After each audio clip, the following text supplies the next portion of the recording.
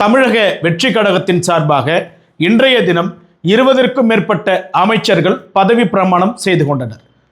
கடந்த திராவிட ஆட்சியினுடைய வரலாற்றில் இல்லாத ஒரு மாற்றத்தை விஜய் அவர்கள் கொண்டு வந்திருக்கிறார்.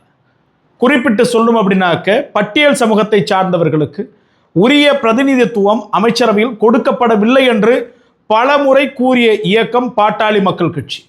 குறிப்பிட்டு சொல்லணும்னா 2021 திமுக ஆட்சி அமைத்து அமைச்சரவை அமைத்ததற்கு பின்பாக பட்டியல் சமுதாயத்தை சார்ந்தவர்களுக்கு அவர்களினுடைய சட்டமன்ற உறுப்பினர்களுக்கு எண்ணிக்கையின் அடிப்படையில் கொடுக்க வேண்டும்.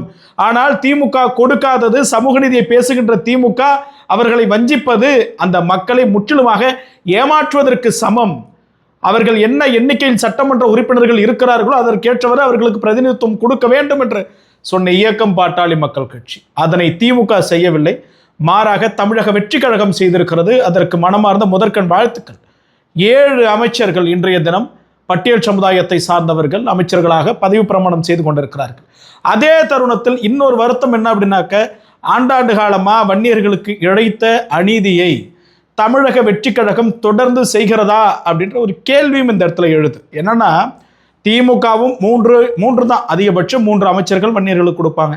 அதே போல் அதிமுக முன்பின் கொடுக்கும். அதே போல தான் இந்த முறையும் வன்னிய சமூகத்தை சார்ந்தவர்களுக்கு 4 அமைச்சர்கள் மட்டுமே கொடுக்கப்பட்டிருக்கிறது என்பது ஒரு வருத்தத்தை ஏற்படுத்துகிறது. இது மற்றவங்கள ஒப்பிட்டோ அவங்க அப்படி இவங்க இப்படி அதெல்லாம் எதுவுமே கிடையாது. ஒரு வன்னிய சமுதாயத்தை சார்ந்தவனா, அந்த சமூகத்தில் பிறந்துட்டவனா, ஒரு ஏக்கம் இந்த சமுதாயத்துக்கான உரிய பிரதிநிதித்துவம் ஏன் இன்னும் யாராலும் கொடுக்கப்படவில்லை என்கிற ஒரு ஏக்கம் இருக்கிறது. ஏன் அப்படி என்ன பண்ணிட்டோம் அப்படின்ற ஒரு வருத்தம் இருக்கிறது. எது எப்படி ஆகினும் என்று பதவி பிரமாணம் செய்து கொண்ட அமைச்சர்களுக்கு வாழ்த்துக்கள். உங்களுடைய பணியை மிக சிறப்பாக செய்யுங்கள். மக்கள் உங்களை நம்பி வாக்களிச்சிருக்கிறாங்க, ஒரு பெரிய மாற்றத்தை கொடுத்துருக்குறாங்க. அந்த மாற்றத்தை மக்களுக்கு நீங்களும் கொடுக்கணும். உங்களை நம்பி வாக்களித்த மக்களினுடைய நம்பிக்கையை காப்பாற்றும் வகையில் உங்களுடைய ஆட்சி நல்லதொரு ஆட்சியாக அமைய வாழ்த்துக்கள். நன்றி.